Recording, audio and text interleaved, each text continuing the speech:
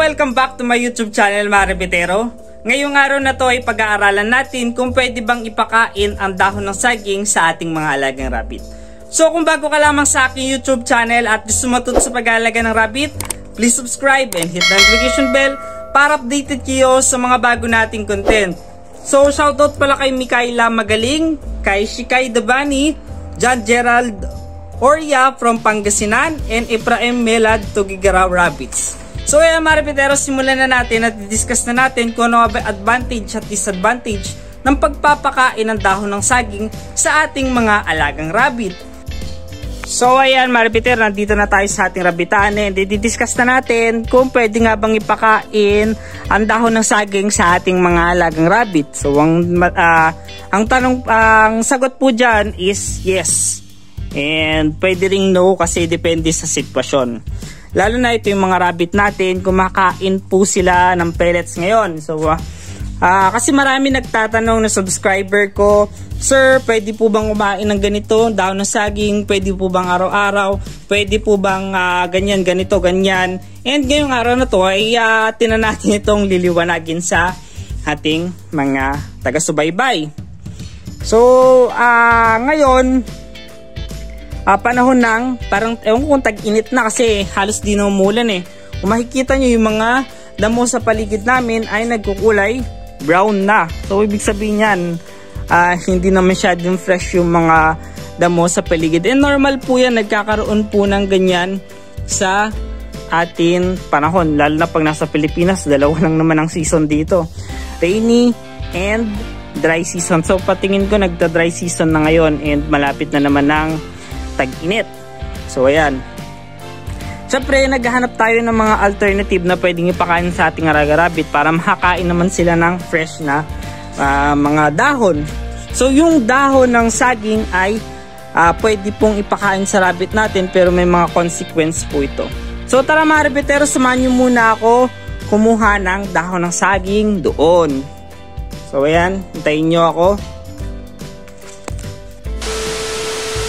So yung mga Rabitero, naghahanap na tayo ng dahon na saging na pwede nating ipakain sa ating mga alagang rabbit. So yan, may nakita na tayo, nandoon yung ating saging. Ayun, yung dahon na yun yung kukuhanan natin. Dahil kukuha lang tayo ng dahon ng saging yung medyo tuyo na, hindi yung basang-basa. Kasi ngayon panahon ng tag-init, kung makikita nyo, ewan ko kung tag-init na, puro patay na yung mga damo, hindi na siya masyadong masustansya para sa rabbit natin. And pwede pa naman, hindi naman siya problema masyado. Kasi kinakain naman ng rabbit kahit patay itong mga damo na to. Pero gusto natin makakain muna sila ng mga sariwang dahon. So ito, nakikita nyo may saging tayo, may bunga pa nga kung makikita nyo. And dito meron tayong itak or kutsilyo kung naman tawag sa inyo, palang. And napakatalim nito. Ayun, kuha na agad yung dahon ng saging. So ito yung papakain natin sa ating alagang rabbit pagdating natin or pagbalik natin doon. So ito nakikita nyo, kahit isang dahon lang na ganyan, marami nang makakain na rabbit. And explain ko sa inyo kung ano nga ba yung benefits at saka disadvantage ng pagpapakain ng dahon ng saging sa ating mga alagang rabbit. So yun mga Rabitero, nakabalik na tayo sa ating rabbitan. Ito na yung dahon ng saging na kinuha natin, napakalaki, napakasariwa. So unang titingnan muna natin kung merong insekto nga ba na nandito sa dahon ng saging. Kasi mahirap naman, merong higad. Kasi minsan may nakikita ako. Tingnan nyo. Mukhang wala naman sa kabila. Ito may mga medyo madumi. Pwede nyo punasan yung dahon ng saging kung gusto nyo. Pero depende na lang sa inyo kasi medyo matrabaho po yun eh. Pero mas maganda kung ilan lang naman rabbit nyo, pwede nyo pong punasan ito or hugasan. Basta wag lang natin ibibilad mga Rabitero. And ayan, may mga insekto nga katulad nito, nakikita nyo. Yan, tinatanggal natin yan. Ayan. Ayan, may nakita na naman ako. Tatanggalin natin. Kasi talaga pinupunasan to eh. Wala lang yung damit ko. Ito pa oh, nakikita nyo. Insekto, ayun no. Tanggalin natin. So ayan, mga na-inspection na natin lahat and meron tayo ditong Ewan ko, karit ba ito? Naputol nga lang kasi nung naggagapas ng palay kami noon. Ito naputol. So ayan. Puputulin natin siguro ng mga limang slice. So yun, may isa na tayong slice. Ito ganito. Mga ganyan lang ha. And ano ba yung advantage ng pagpapakain ng dahon ng saging? So madami sila, madaling kunin. And easily available agad sa Pilipinas. So marami nag-aalaga ng saging. Makikita nyo lang to sa kung probinsya kayo ha. Pero yung mga mga syudad katulad ng Manila, so ewan ko, medyo mahirap talaga maghanap ng damo. So kung hindi kaya talaga, pwede naman magbigay lang ng pure pellets sa rabbit natin. And 3. Patatiin pa natin sa 2 ito kasi maraming laman yung tangkay nito. Ito madami na makakain ng rabbit natin dito. Minsan di pa nga nila naubos, kaya maliit lang yung tinitira natin. So ayan mga rabbitero, ang pagpapakain po ng dahon ng saging sa ating mga alaga rabbit ay once or twice a week lang po. Bakit? Kasi ganito po yan mga rabbitero. Based sa experience ko nung panahon ng tag-ulan, kasi ito yung emergency na pinapakain ko sa aking mga alaga rabbit, ay nagkaroon sila ng GI stasis. Hindi ko alam, depende sa experience, pero sa akin nagka-GI stasis sila. So ano nga ba yung GI stasis mga rabbitero?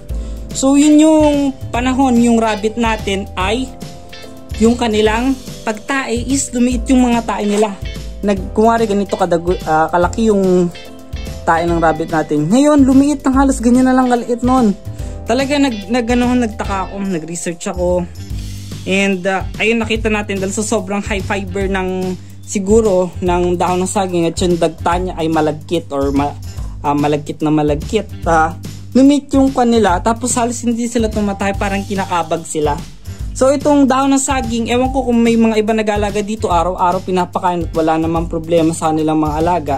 Mas maganda na kung ganun lang yung kanilang practice. Pero based on experience, hindi ko nagagawin ulit yun. Kasi natututo tayo kung saan tayo nagkakamali eh. Ngayon, binabahagi ko lang sa inyo kasi ganito yung nangyari nga sa akin. So ito papakain na natin, napakadali lang. At sa ano lang sa loob ng kanilang kulong at kakainin nila kumarbo. Hindi po maarte ang ating mga alagang rabbit. Kahit anong anda mo dyan, kahit nakakalason, kakainin nila pag binigay natin. Kaya mag-ingat lang po tayo sa pagbibigay ng pagkain ng ating mga alaga rabbit. So napakadali lang. Mas palay dahon, kakainin na nila. Hindi po maarte ang ating mga alagang rabbit. Ayan. Yan lang, ilalagay lang natin. Tapos kakainin nila. So kumakain pa kasi sila ng pellets kasi hapon ko po talaga binibigay itong mga dahon ng saging sa kanila. And ayan, may 2 na lang, 2 sa 5 kasi isang dahon 5 yung kasya sa kulungan. Lalo na yung rabbit natin ay local New Zealand lang yung mga nandito. And nandoon yung 2 pure cali natin. Ayun, nakaiwalay silang 2 dun. Nakikita niyo yung ilong ko, may markings. Ayun, ayun siya. Ayun, ang cute nilang 2 eh. Ito, tsaka yun. Yun.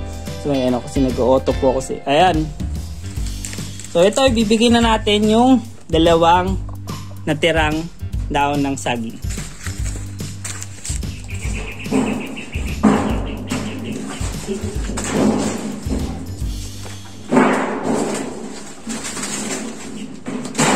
So ayan mga rabbitero, ganyan lang yung ating ginagawa sa ating mga alagang rabbit kapag pinapakain natin ng saging. So hanggang dito na lang ating video. Kung meron kayong katanungan, suggestion, or medyo naguguluhan ba sa aking explanation, please comment down below mga rabbitero at sinasagot po natin yan. And also kung may mga item kayong gustong bilhin sa Shopee, pwede po natin itong orderin. Nandyan na po yung link sa baba, yung mga items like yung gamot sa tagtatae, gamot sa pagluluha ng mata, vitamins, and marami pa mga iba.